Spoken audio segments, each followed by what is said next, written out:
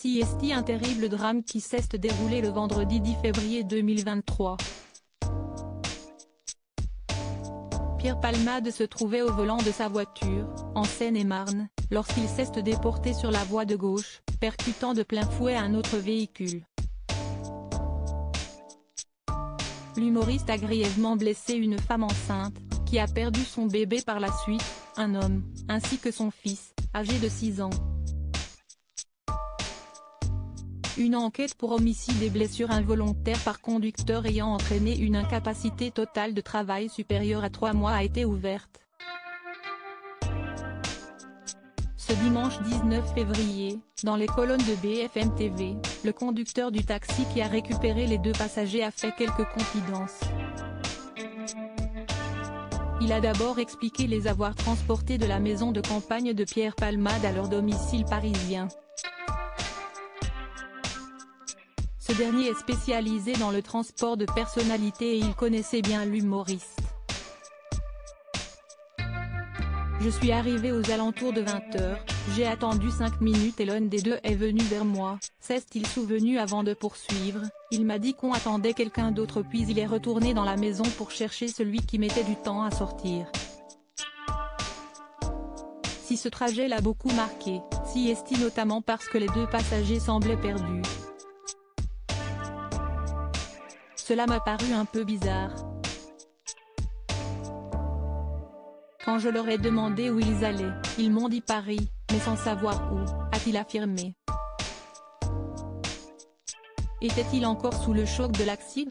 Le trajet des 2 passagers de Pierre Palmade se précise puisque le chauffeur de taxi se souvient d'en avoir accompagné un jusqu'à Rambuteau, entre le 3e et 4e arrondissement et le second à Marx-Dormois, dans le 18e. Selon le conducteur, le trajet s'est déroulé dans le plus grand des calmes.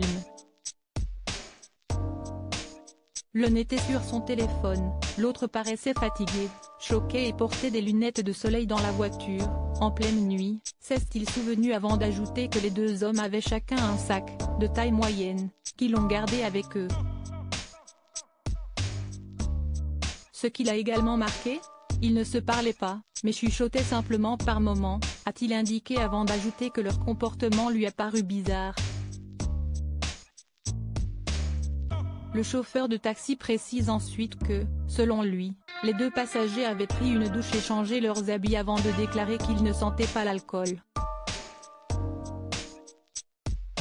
Ce n'est qu'une fois rentré chez lui que le conducteur a été informé de l'accident de Pierre Palmade.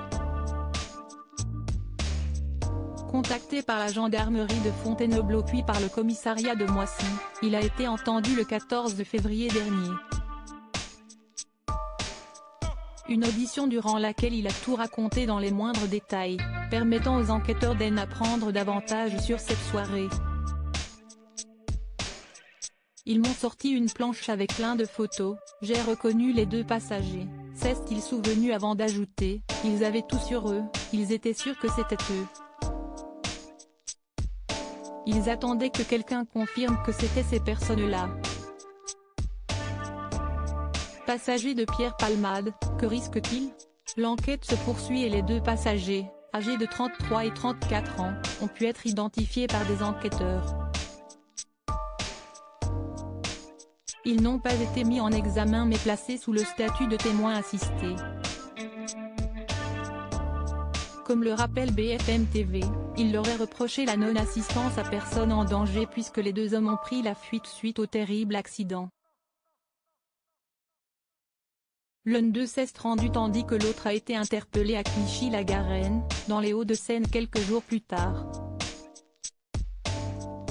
De son côté, Pierre Palmade a été jugé à l'issue de ses 48 heures de garde à vue et il a été mis en examen pour homicide involontaire et assigné à résidence à l'hôpital avec un bracelet électronique. L'humoriste fait également l'objet d'une seconde enquête pour détention d'images pédopornographiques et les investigations ont été confiées à la brigade de la protection des mineurs.